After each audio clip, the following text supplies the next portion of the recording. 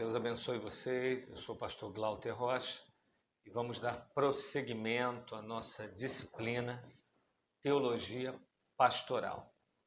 Eu resolvi seguir uma linha ao estudar essa disciplina bem voltado para a espiritualidade. E por que eu optei por esse caminho? Porque eu entendo que a espiritualidade do pastor, a maneira como ele cresce na graça, no conhecimento, como ele amadurece, como ele lê as Escrituras, como ele ensina as pessoas a lerem as Escrituras, é um ponto central para tudo aquilo que vai reverberar no seu ministério.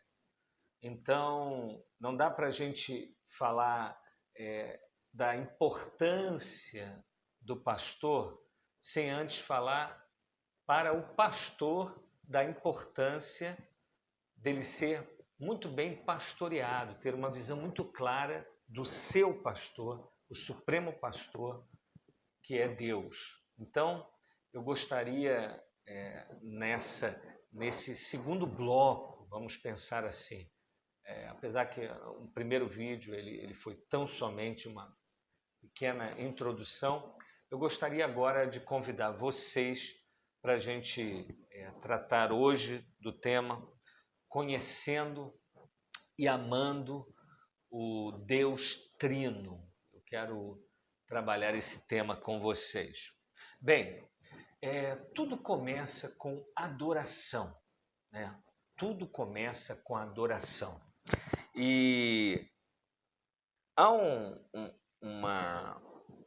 caminho que eu gostaria de fazer inicialmente com vocês, que é pensar inicialmente no que realmente significa adorar, né? As duas ideias na Bíblia, para vocês terem uma ideia, tanto no hebraico quanto no grego, a palavra adoração, ela começa, a primeira significância dela é inclinar-se em profunda admiração.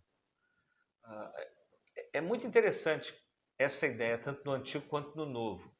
Essa admiração nossa por Deus, né? É como que um encantamento. E você sabe que essa admiração, ela se dá inicialmente por uma obra do Espírito no seu coração, óbvio, porque sem essa obra nós continuaríamos naquele estado que Paulo coloca na carta aos Efésios, capítulo 2, verso 1. Sem vida, mortos em nossos delitos e pecados. Consequentemente, sem a mínima capacidade de admirar, de ficar encantado com Deus. Essa ideia de encantamento, ela passa por um conhecimento dos atributos de Deus, mas um conhecimento também muito experimental, né? Precisamos nos lembrar que a Bíblia não despreza essa ideia de uma experiência com Deus. O salmista vai dizer: provai e vede que o Senhor é bom. Então é muito importante você ter na sua mente que conhecimento para nós é um conhecimento relacional e que passa, obviamente, também por um conhecimento cognitivo, né? Eles não se separam, né? Isso precisa ficar muito claro.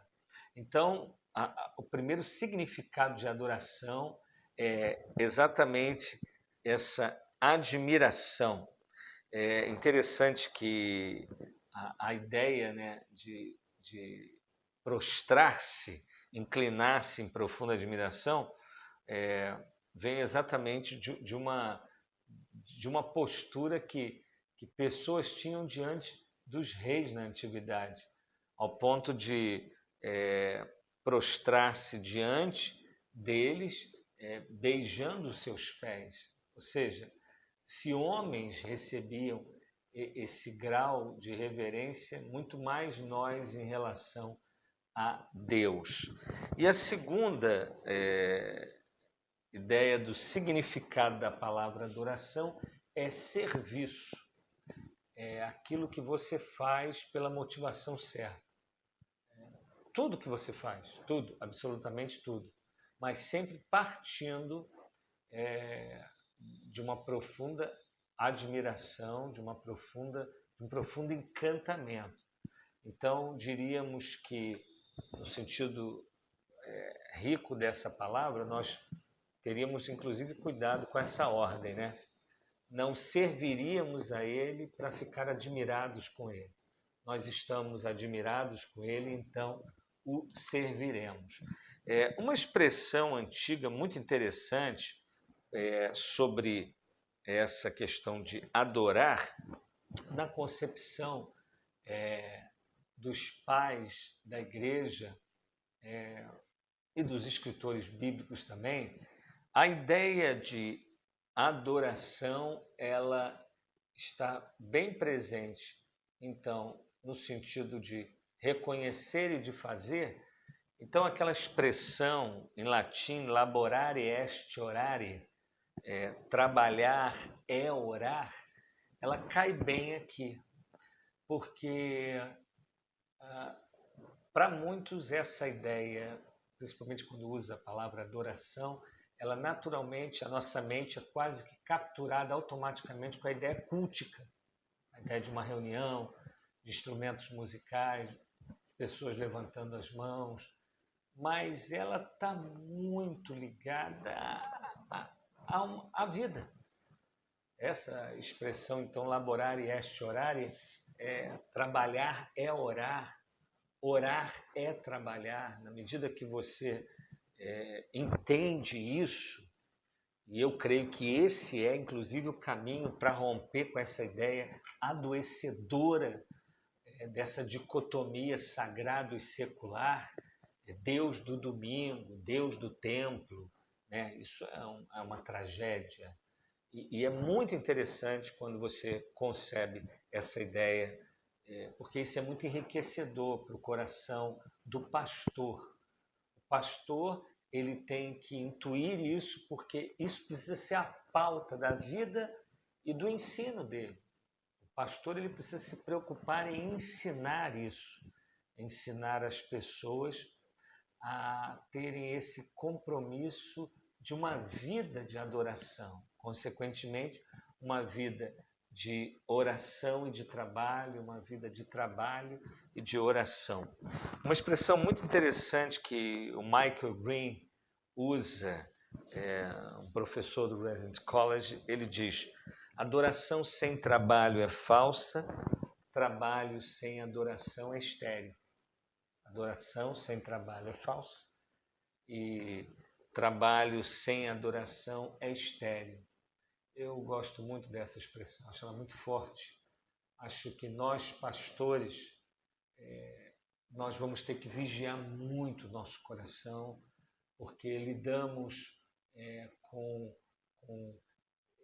o sagrado, né? Essa dimensão essa dimensão bem levítica, no sentido veterotestamentário, e corremos um grande risco todos os dias de nos acostumarmos, né? Acho que foi Joel Bick, um especialista na teologia puritana, que disse que o maior perigo para o ministério pastoral também é o ministério.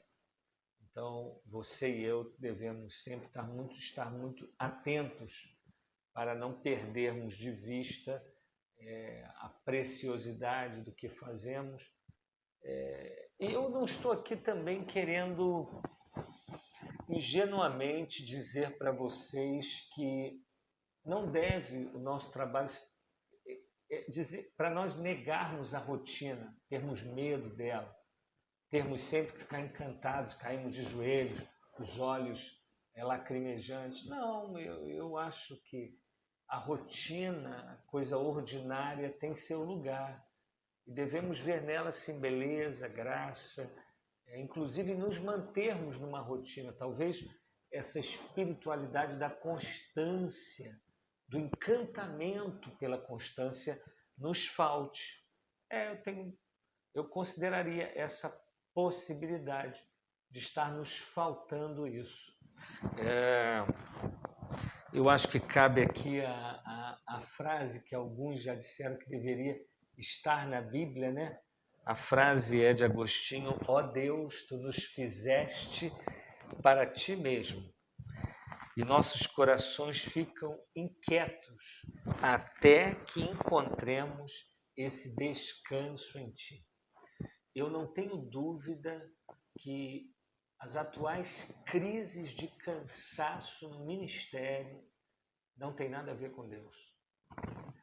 Não tem absolutamente nada a ver com a obra de Deus. Na verdade, as pessoas, os ministros estão cansados, quem realmente está caindo até em experiências como burnout, outras enfermidades diversas, estresse, depressão, alguns chegando às vias de fato com suicídio.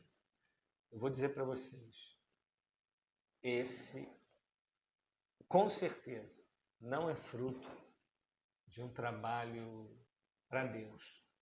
Com certeza essas pessoas que chegaram a esses estágios, eles estavam trabalhando mais para eles do que para Deus, estavam trabalhando com falsos modelos, estavam vivendo a partir de valores que não estão na Bíblia, buscando alvos que Deus não colocou, querendo ser aquilo que Deus nunca planejou para eles.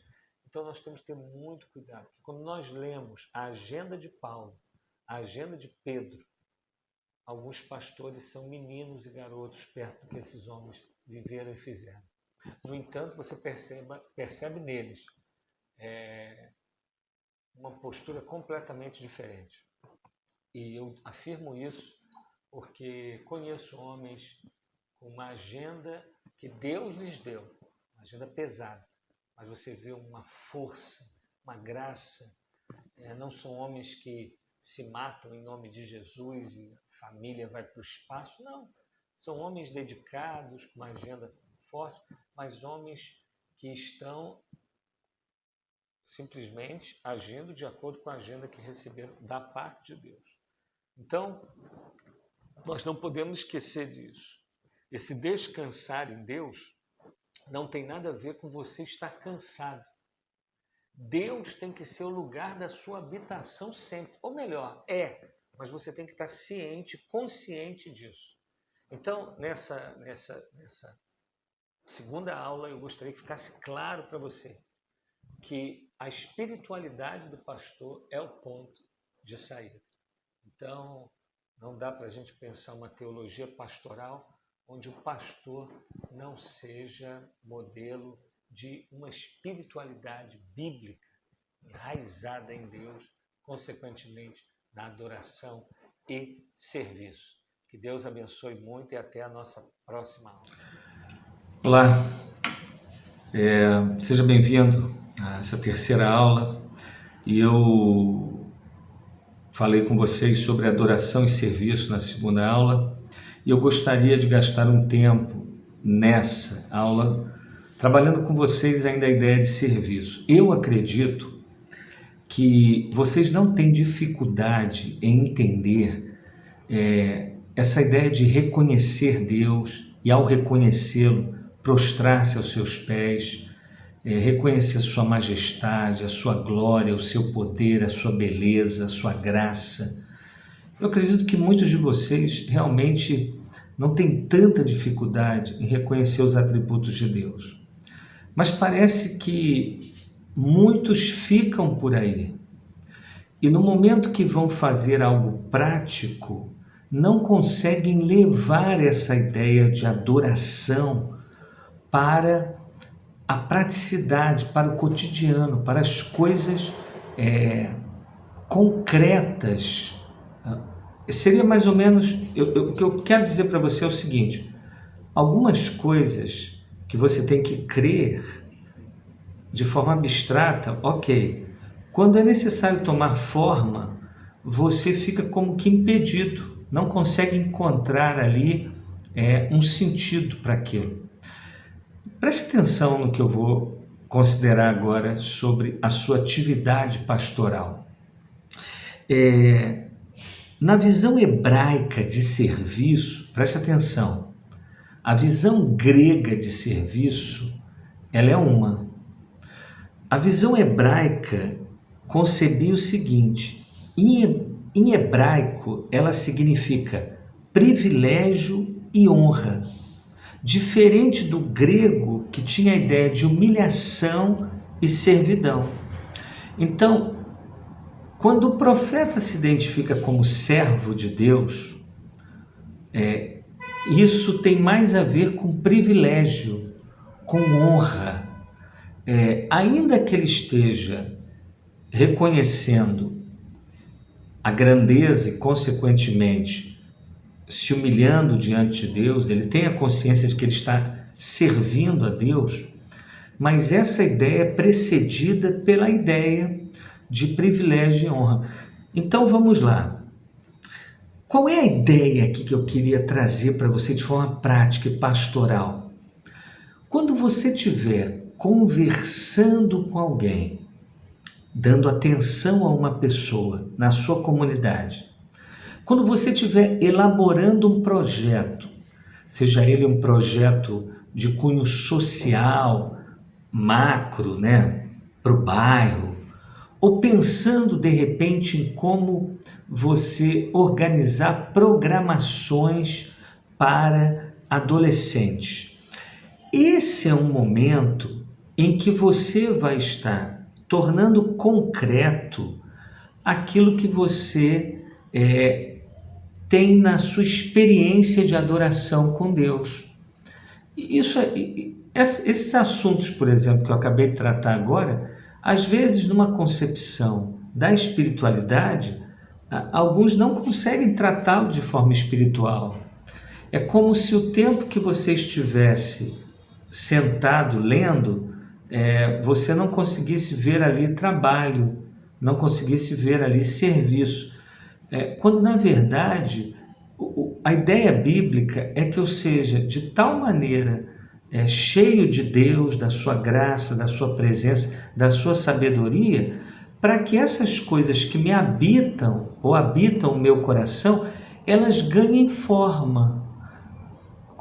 Vamos de forma analógica para facilitar, pense numa árvore.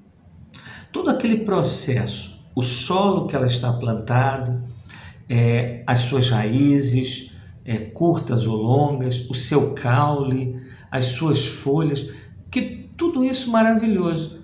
Quando você olha para o fruto, você chega ali e tira ali, seja um limão, uma laranja, o que for. Aquele resultado, ele é fruto de todas essas coisas que você não está vendo. Então, com isso, o que eu estou querendo dizer para você? Que o serviço, aquilo que você faz no seu ministério, ele já aconteceu no seu coração e na sua relação com Deus. E eu tenho certeza que se a sua vida de adoração ela for intensa, você inclusive vai conseguir selecionar aquilo que vai se processar do lado de fora. É muito interessante quando você observa 5 características do Deus que os cristãos adoram. O Deus que você adora. Ele tem 5 características muito interessantes. Primeiro, esse Deus está vivo. Segundo, ele é santo. Terceiro, ele é único. Quarto, ele é gracioso.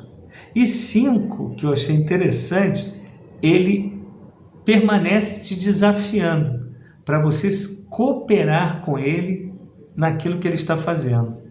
Bem, se nós concebemos a ideia de um Deus vivo, santo, único e cheio de graça, uma espiritualidade fincada nessas verdades, ela vai dar frutos muito preciosos.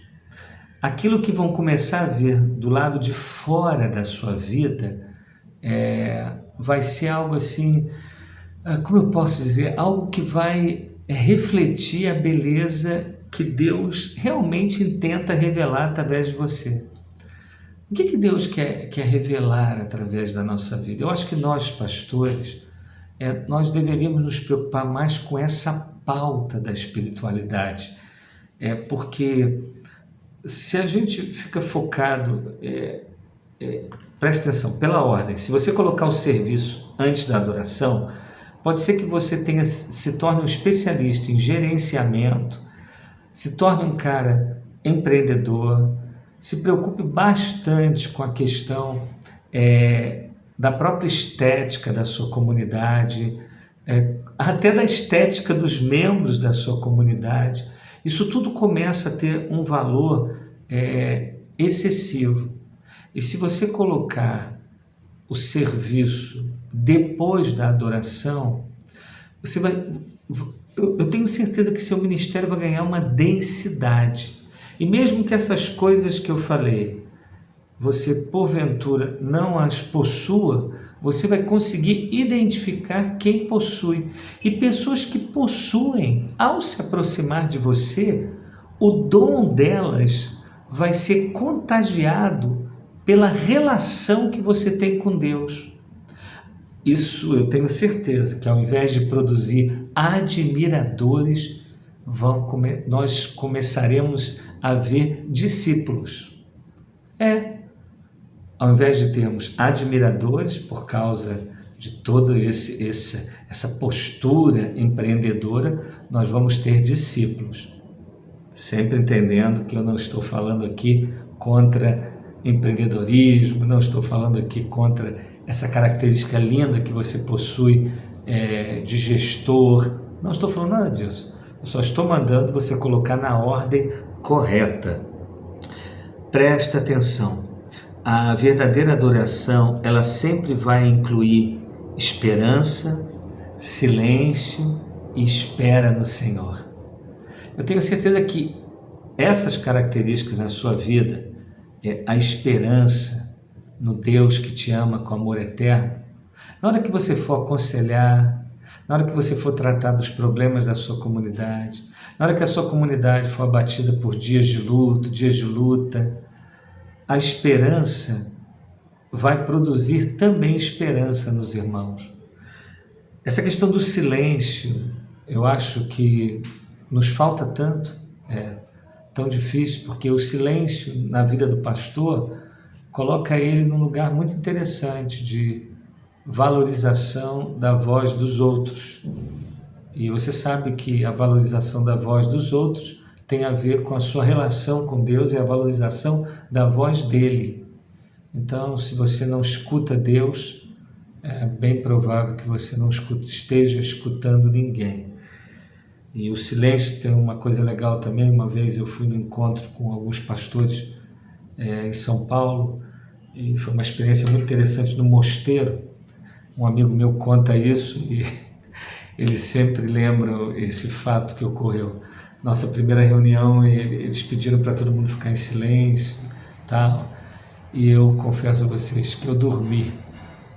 E ao dormir eu ronquei. Então, para mim foi bom o silêncio, mas o meu silêncio produziu um barulho. E eu achei interessante que depois desse momento realmente inusitado, uma das coisas que me chamou a atenção quando eu fiquei em silêncio é descobrir que tinha muito barulho dentro de mim. O silêncio também tem esse valor. E essa coisa de esperar no Senhor, um ministério fincado em resultados, dificilmente ele conhece essa dimensão de esperar no Senhor. Porque o que são os resultados? Os resultados são a certeza de que quase que o cristianismo ele tem uma mecânica, ele é uma engrenagem. E eu e você sabemos que a vida, por mais que essa analogia possa caber em alguns momentos, mas a vida das pessoas, nem a nossa, e muito menos a minha relação com Deus, se dá por meio de uma visão de engrenagem. Não existe isso. Com isso, eu gostaria que ficasse para o seu coração uma frase de Rudolf Otto, onde ele diz: Deus é um mistério tremendo e fascinante. a usar a palavra mistério, ele está dizendo que eu sou limitado em compreendê-lo, porque ele é infinito, eu sou finito. Mas eu reconheço que é um mistério. E reconheço que é fascinante, que é tremendo. Eu acho que esse processo, se ele ocorre no meu coração, o meu serviço, ele vai ser profundamente impactado. Então a minha esperança é que você, pastor, você seja uma pessoa espiritual, porque não tem coisa mais absurda do que a logia ficar mais encantadora que o theo. Teologia, estudo de Deus, eu olho para isso com muito temor, porque talvez na melhor das intenções nós fomos ensinados a agir de maneira que não convém ao santo. Deus te abençoe e até a próxima. Olá, bem-vindo a mais uma aula e nós estamos falando sobre teologia pastoral, dando um enfoque bem grande na questão da espiritualidade, né? Sempre entendendo que espiritualidade trabalha essa ideia da adoração e serviço, algo que, se faltar no pastor, na vida do pastor, a sua igreja vai sentir, a sua família vai sentir, os efeitos serão devastadores. Eu não tenho dúvida de que é uma tragédia para qualquer ministério pastoral a falta dessa compreensão de que você é um adorador encantado, prostrado diante de Deus, encantado com a sua glória, com a sua majestade, e a partir dessa verdade preciosa, alguém comprometido em viver em cada área da sua vida para a glória de Deus. Bem, hoje eu quero considerar com vocês, nessa aula, um tema para mim muito importante, que é relacionado à questão da graça, né?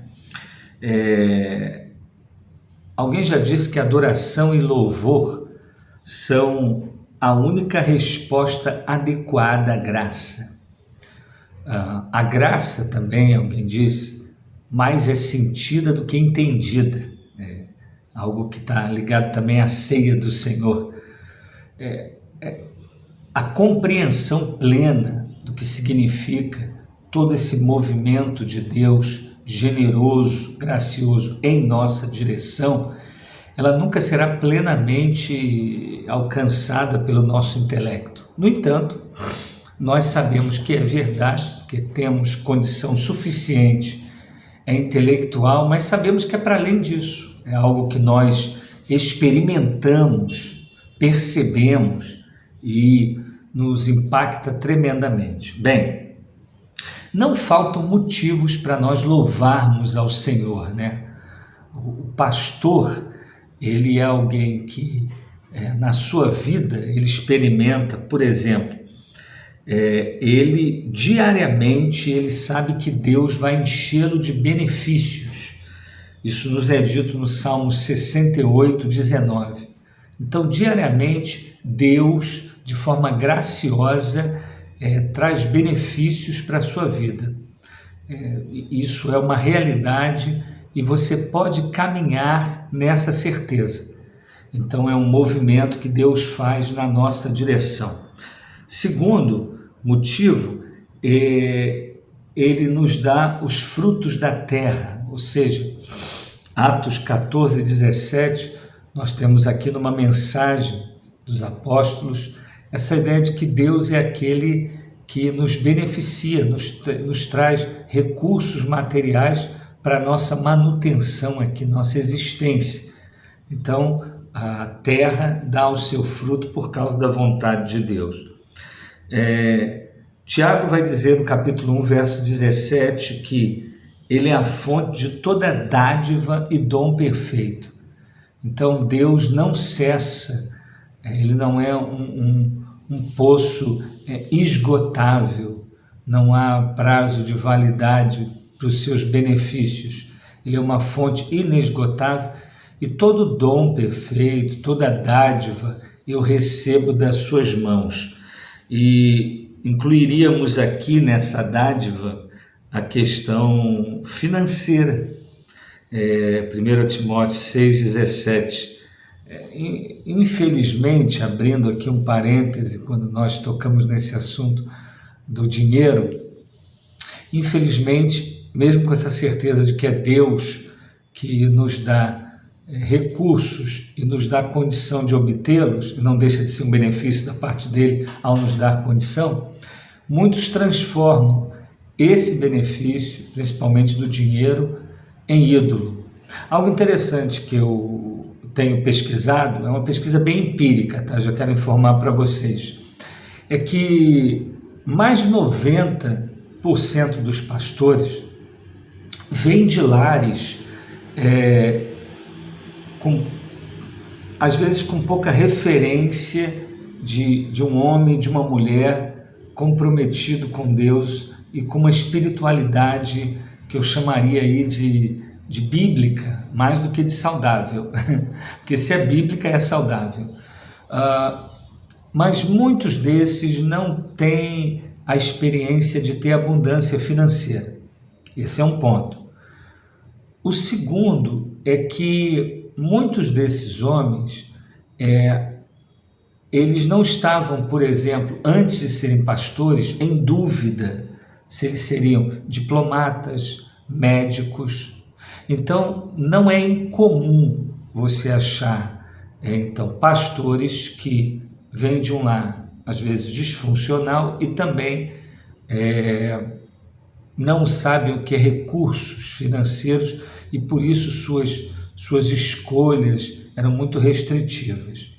Eu não estou dizendo com isso que talvez essas situações também sejam usadas por Deus para chamar, para ter no ministério homens com essas características de dependência, mesmo antes de estarem propriamente no ministério.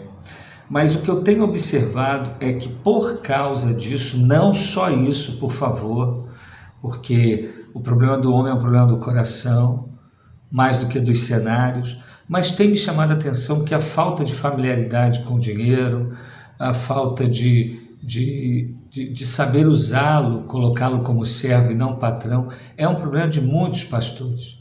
Eu mesmo, no início da minha caminhada cristã, e no meio dela, eu diria, no meio é ótimo, né? Mas assim, depois mesmo de alguns anos, eu percebia uma total dificuldade de lidar bem com a questão de dinheiro. Não me sentir culpado pelo dinheiro que a igreja paga, mas às vezes até querendo o que não é devido, não sabendo administrar o pouco que tinha. E uma das coisas que eu tenho percebido é que a questão não é tanto, às vezes, Deus nos dar, mas nós termos a sabedoria para administrar. Talvez eu grave uma aula só sobre dinheiro, seja um assunto muito, muito importante. Fecho aspas ou parênteses aqui. A questão que eu quero que vocês considerem até aqui é que os benefícios que temos, a nossa manutenção física, os dons que recebemos, os recursos financeiros, tudo vem de Deus. Então, é um movimento de Deus na nossa direção. Nós chegamos à conclusão, quando a gente vai estudar graça, que nós temos um Deus que quer nos alegrar. Há uma coisa muito interessante quando a gente observa isso. Desde a criação do homem até a salvação desse homem, você percebe claramente um desejo em Deus de nos alegrar. Isso é uma marca bem interessante do Pai. Um Deus que tem prazer na alegria dos seus filhos. Agora, uma coisa que tem acontecido estranhamente, mas deve ser alvo da nossa atenção é que não poucos pastores, eles começam a ficar mais encantados com aquilo que estão recebendo do que com o Deus que tem dado. Há uma música antiga do Oswaldo Montenegro que ele falou que o pescador às vezes fica mais encantado com a rede do que com o mar. Olha que coisa curiosa. A rede, por mais que ela cumpra um papel, ela tenha o seu lugar, ela deve ser bem tratada, ela sozinha não serve para absolutamente nada sem o mar. Então o encantamento, diríamos, primário, deveria ser o mar e não a rede. Nós temos que entender que por mais que eu tenha que ser grato pelas pequenas coisas, mas eu não posso deixar que as pequenas coisas me façam esquecer da maior manifestação da graça de Deus, que é Jesus Cristo. Eu, quando olho para a pessoa de Jesus, quando eu vejo a obra que Cristo fez, quando eu vejo a sua encarnação, a sua vida sem pecado, a sua morte, a sua ressurreição e a sua ascensão, isso deve arrebatar o meu coração. Isso deve ser alvo da minha meditação dia e noite. Isso é o Evangelho. Isso é o que há de mais precioso, lindo, encantador e poderoso.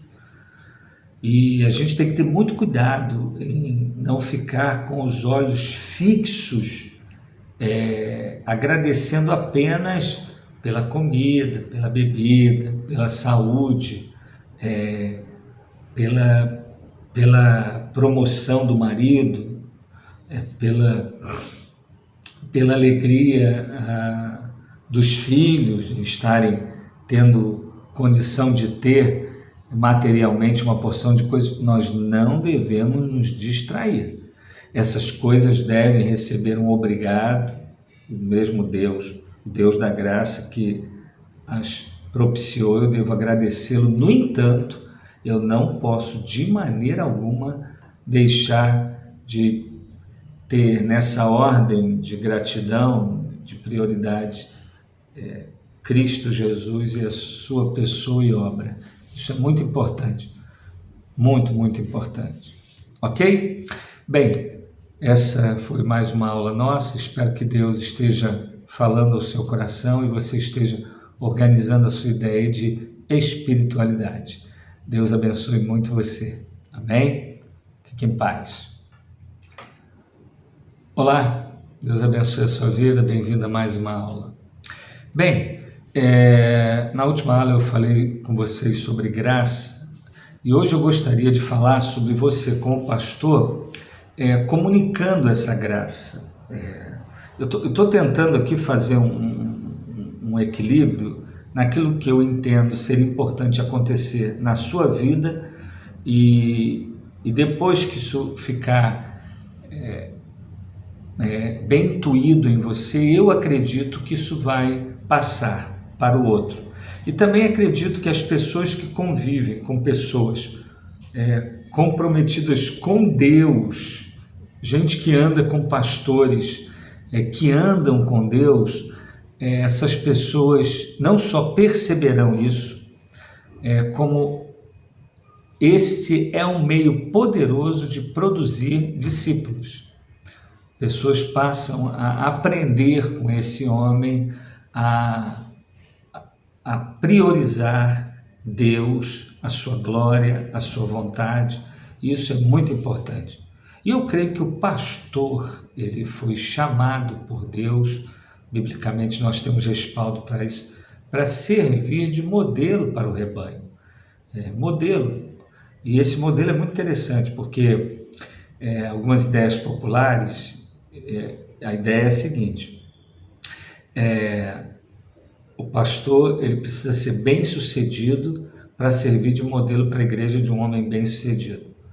O pastor precisa ser é um homem poderosamente usado por Deus para ser admirado pela sua igreja, respeitado e às vezes até temido por ela.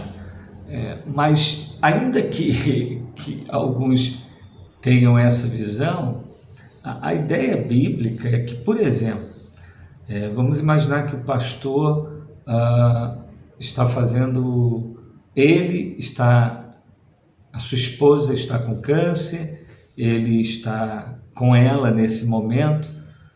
Essa imagem de como ele a acompanha, como ele trata essa esposa, como ele trata essa situação tensa. Este momento é um momento de um modelo, é um momento que as pessoas estão olhando para ele e vendo como é que é passar por um instante de muita dor, como é que é lidar com a perda, como é que é lidar com a enfermidade, como é que se lida com a falta de resultados, com a crítica, como é que se comporta um homem de Deus. Eu não tenho dúvida de que é necessário esse compromisso, essa relação contínua com o Senhor, e o impacto disso vai aparecer com certeza. Quando a Bíblia fala que a boca, ela fala do que está cheio o coração, poderíamos pensar que a vida, o comportamento, os olhares, a maneira de falar, vai denunciar aquilo que está também no seu coração. O que eu gostaria de fazer agora? Eu gostaria de apresentar a vocês, pastores, estudantes, ou melhor, pastores que estão estudando para serem um dia reconhecidos, ou oficiais, ou mesmo aqueles que estão estudando para ajudarem a sua igreja local. Vamos lá. Eu gostaria de falar sobre essa dimensão da graça na comunidade agora. A organização na cabeça do pastor de como levar isso para a sua comunidade de forma bem cotidiana, né? Vamos lá. Graça, a ideia é tudo dele para mim. Fé é tudo de mim para ele. É uma expressãozinha que o Michael Green coloca, eu acho muito interessante. Graça é tudo dele para mim. Fé é tudo de mim para ele. Vamos falar sobre a dinâmica dessa adoração. Basicamente, tem duas coisas a serem observadas. A motivação que você tem que começar a levar a sua comunidade a lidar com esse assunto, é a gratidão. A gratidão a Deus por tudo que Ele é e tem feito deve movimentar a agenda da sua comunidade. Então, você não precisa mandar a sua igreja parar de fazer tudo que está fazendo, não ter atividade, se tornar uma comunidade de contempladores 24 horas. Existe uma igreja, mesmo se eu soubesse o nome eu não iria citá-la, eu não sei se é uma igreja ou um trabalho nos Estados Unidos, que eles ficam 24 horas cantando louvor 7 vezes por semana. E entendem que esse é o chamado deles e a partir disso eles vão impactar o mundo, né? Eu já acessei o site, eu não me recordo agora, mas existe isso que eu estou dizendo. Bem, se você pegar essas expressões em todo tempo, orar em todo tempo, se nós realmente fôssemos levar ao pé da letra, e parece que a pessoa levou a ideia de adoração, louvor aí 24 horas, eu olharia para a agenda de Jesus e teria problema, porque Jesus, ele tem momentos que ele ora. Eu acredito que Jesus orava o tempo todo, mas uma oração enquanto se anda, né? Enquanto se caminha, enquanto se conversa, enquanto se serve, enquanto se trabalha. Quer dizer, nós temos que interpretar a Bíblia, não é dentro do seu contexto só, é dentro de um bom senso, né? E a pessoa que nos serve de modelo sobre todos os demais é Jesus.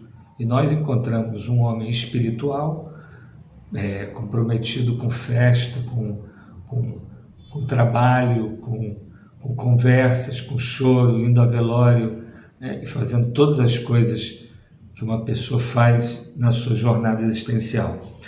A minha ideia aqui é que você leve a sua igreja a fazer o que precisa ser feito. Se a sua igreja é pequena, é grande, se você pastoreia 10 pessoas, pastoreia 4.000 pessoas, a ideia é que você os leve a sempre serem motivados pela gratidão a Deus pelo que Ele é e o que Ele tem feito.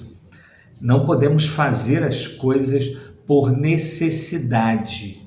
Nós fazemos as coisas por propósito. Isso é muito importante.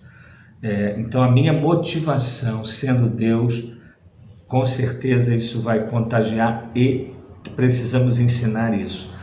A questão da direção, né? A motivação é a gratidão.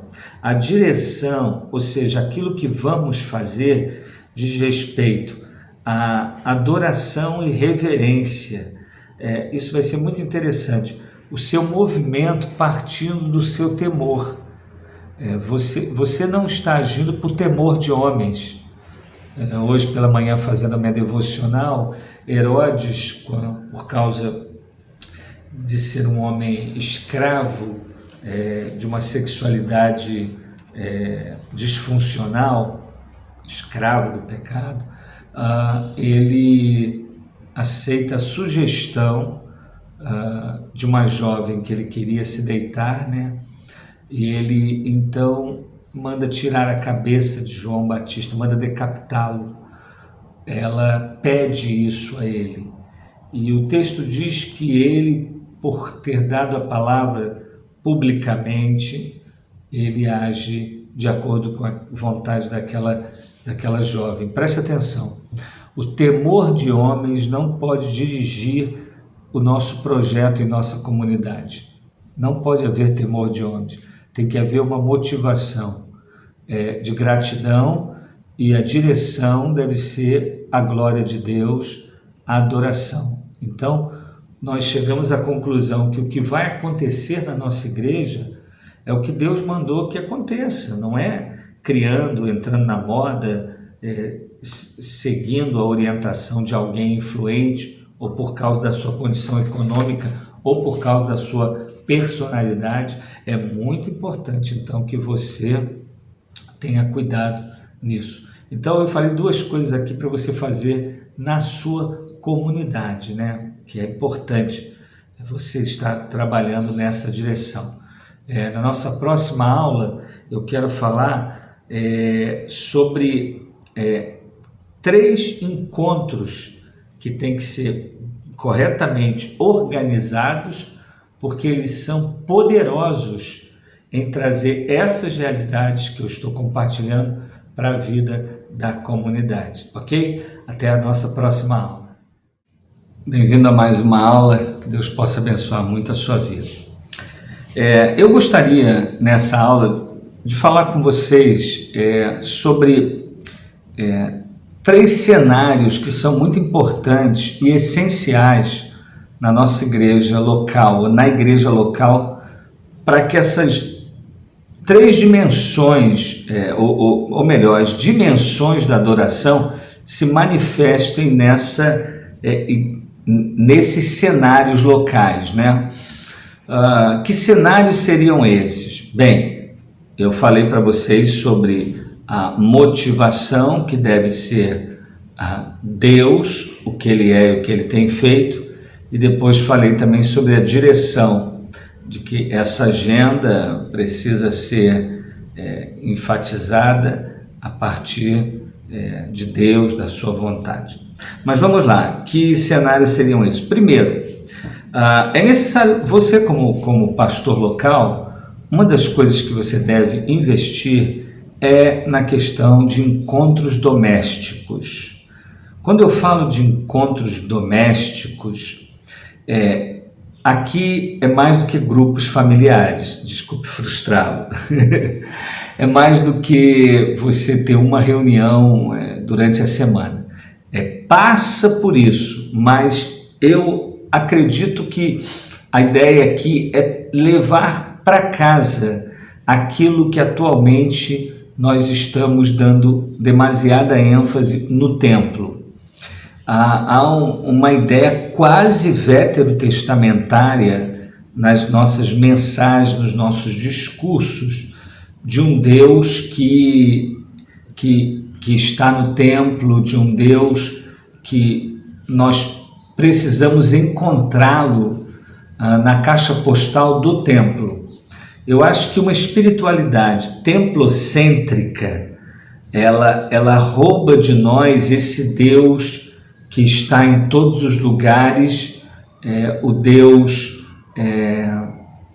que está na sala, na cozinha, no quarto. Eu acho que nós precisamos trazer essa consciência para o Deus da casa. O Deus não domesticável, mas o Deus que se manifesta nesse ambiente doméstico. Eu não tenho dúvida que é um grande prejuízo que nós temos essa espiritualidade centrada no templo, centrada no cenário, com músicos, com um líder eloquente ou não. Eu acho que quando ficamos só nisso, nós perdemos essa possibilidade de ampliar e desfrutar das outras dimensões. Eu acho que o pastor, ele precisa dar ênfase a essa devocionalidade. Aí você vai dizer, o senhor está falando então de culto doméstico?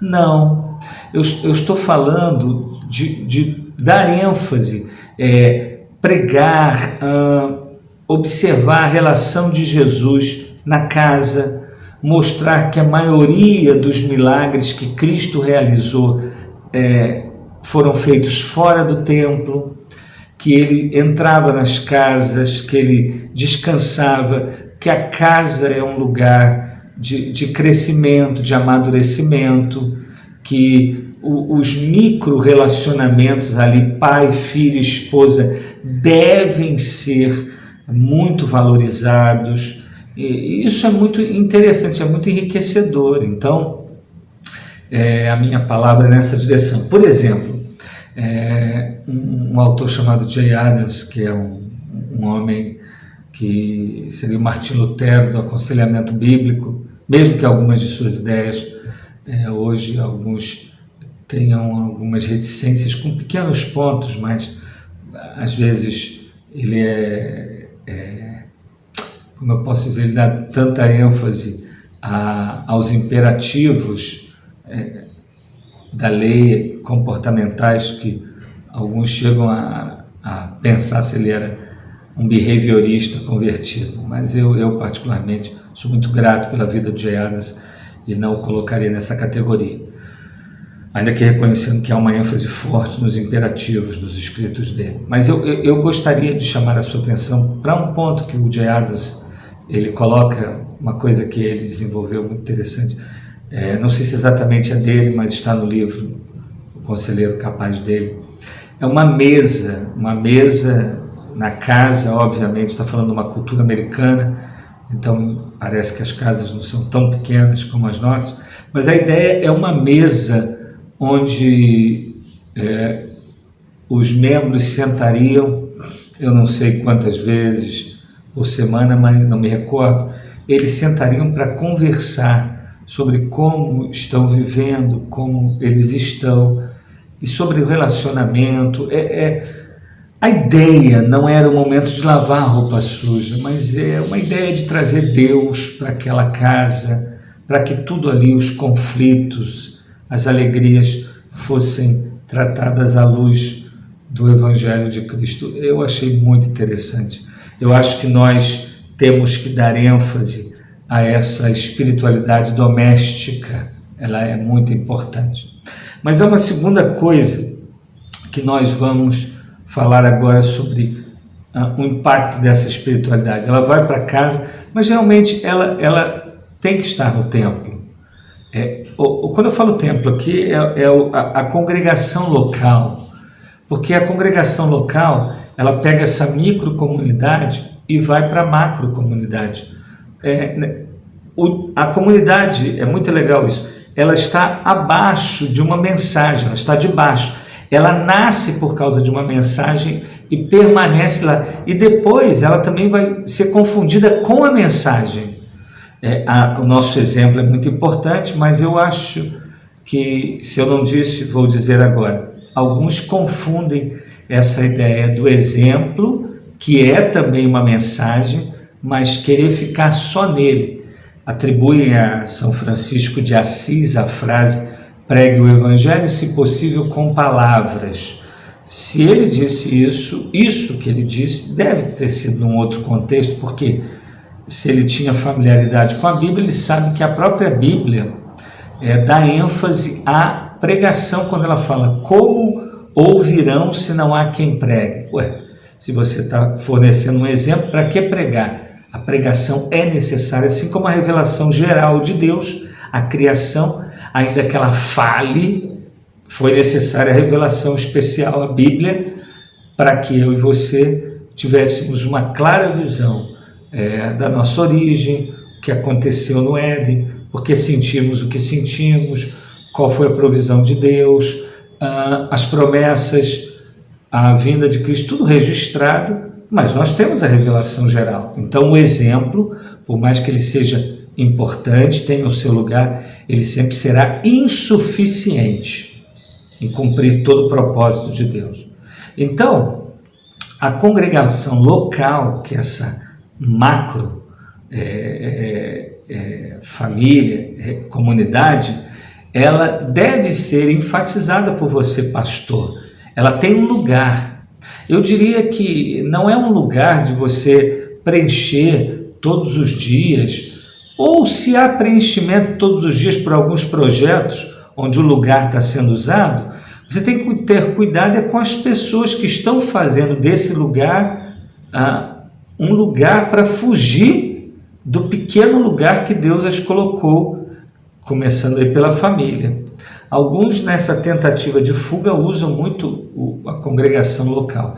Mas a ideia que eu quero que fique para o seu coração, pastor, é que, se em primeiro lugar eu tenho a casa, depois eu tenho a congregação local. E eles têm que ser intercambiáveis, não é um ou outro, é um e outro. A espiritualidade que acontece em um deve se manifestar no outro também. Mas, obviamente, o tempo de convívio na congregação local é menor, a agenda da congregação local às vezes tem outras direções, então essas coisas também precisam ser observadas. Então, eu tenho a casa, a congregação local, e eu queria motivar você a uma coisa que eu acredito que era forte em Israel. Parece que no início a igreja valorizava, mas depois de um tempo houve um abandono, que são as celebrações de atos de livramento, podendo acontecer eventos. Olha só, às vezes os eventos da nossa igreja, vamos fazer um evento para a mocidade, vamos fazer um evento para as crianças. Às vezes o nosso evento, preste atenção no que eu vou te dizer, com muito respeito, sabe?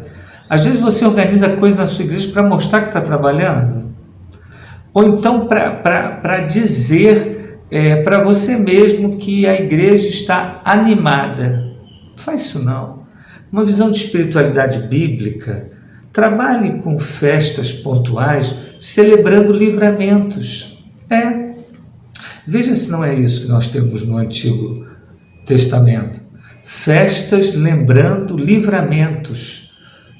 Eu acho que seria muito apropriado essa coisa de você pensar nesses eventos anuais, lembrando, por exemplo, o Natal é um evento do nascimento de Cristo. Comece a valorizar, comece a pensar a partir dessa festa. Realmente é um grande evento de Deus entrando na história. Depois você pode pensar em celebrações relacionadas à pureza de Cristo, sua vida sem pecado, sem fermento. Depois você pensar nessa celebração da cruz. Nós temos festas, preste atenção, nós temos festas populares. Eu sei que você está já pensando na paixão de Cristo, mas eu estou falando que na sua comunidade aquilo virá um evento, virá um momento assim de grande celebração, de alegria. Então o livramento, isso tem que ser dito, tem que ser celebrado, e nesse instante eu tenho certeza que você pode aprofundar o conhecimento do Evangelho, que é muito fraquinho nas nossas igrejas. As nossas igrejas trabalham com imperativos e pouco com indicativo. Então é um prejuízo que nós temos muito grande, muito grande. Então essas são as sugestões práticas para essas verdades sobre a dimensão da adoração estarem presentes na sua comunidade, porque estão presentes na sua vida. Amém? Deus abençoe e até a nossa próxima aula.